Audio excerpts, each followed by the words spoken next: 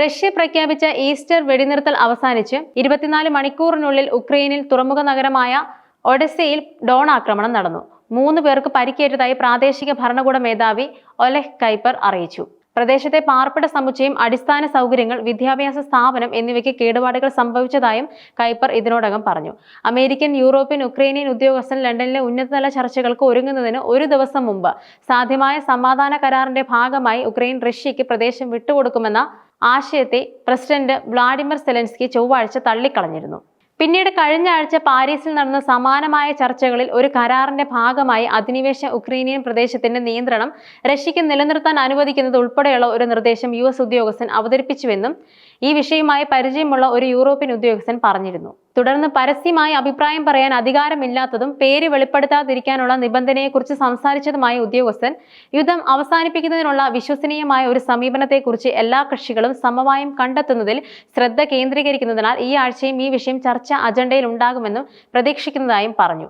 എന്നാൽ US നിർദ്ദേശത്തെക്കുറിച്ചുള്ള മാധ്യമ റിപ്പോർട്ടുകൾക്കിടയിൽ ഒരു ദശാബ്ദത്തിലേറെ മുമ്പ് റഷ്യ പിടിച്ചെടുത്ത ഉക്രൈന്റെ ക്രിമിയൻ ഉപദ്വീപ് ഉൾപ്പെടെയുള്ള പ്രദേശങ്ങൾ വിട്ടുകൊടുക്കുക എന്ന ആശയം ഒരു തുടക്കമല്ലെന്ന് സെലൻസ്കി പറഞ്ഞിരുന്നു.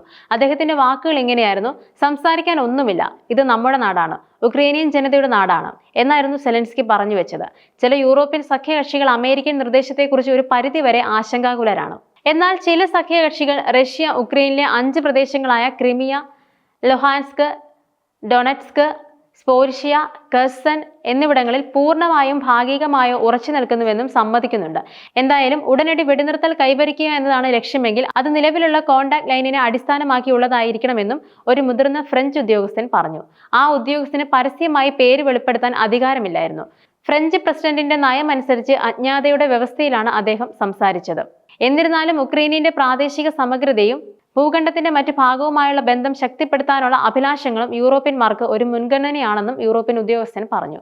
കൂടാതെ 54 ഷഹദ് ഡെക്കോയ് ഡ്രോണുകൾ വെടിവെച്ചിട്ടതായി ഉക്രൈനിയൻ വ്യോമസേന അറിയിച്ചു.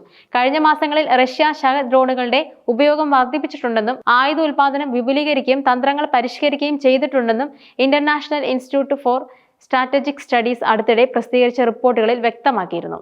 വെടിനിർത്തൽ പ്രഖ്യാപിച്ചതിനു ശേഷം റഷ്യ 2900-ലധികം തവണ അത് ലംഘിച്ചിരുന്നുവെന്നതാണ് ഉക്രൈനിയൻ പ്രസിഡന്റ് വ്ളാഡിമിർ സെലൻസ്കിയുടെ ആരോപണം. പൂർണ്ണ വെടിനിർത്തൽ സംബന്ധിച്ച ചർച്ചകൾക്കായി ഉക്രൈൻ, ബ്രിട്ടീഷ്, ഫ്രഞ്ച്, US ഉദ്യോഗസ്ഥർ ലണ്ടനിൽ യോഗം ചേരാനിരിക്കെയാണ് റഷ്യയുടെ പുതിയ ആക്രമണ പരമ്പര. ചർച്ചകൾ ലക്ഷ്യത്തോടടുക്കുകയാണെന്നാണ് US പ്രസിഡന്റ് ഡൊണാൾഡ് ട്രംപ് അവകാശപ്പെടുന്നത്. എന്നാൽ ചർച്ചകളിൽ പുരോഗതി ഉണ്ടായില്ലെങ്കിൽ US പിന്മാറുമെന്നും സ്റ്റേറ്റ് സെക്രട്ടറി മാർക്കോ റൂബിയോ മുന്നറിയിപ്പ് നൽകിയിരുന്നു. ലണ്ടനിൽ നടക്കുന്ന യോഗം സമാധാന ചർച്ചകളിലെ US-ന്റെ പങ്ക് തുടരുമോ എന്ന് തീരുമാനിക്കുന്നതിൽ നിർണായകമാണെന്നും അദ്ദേഹം വ്യക്തമാക്കി.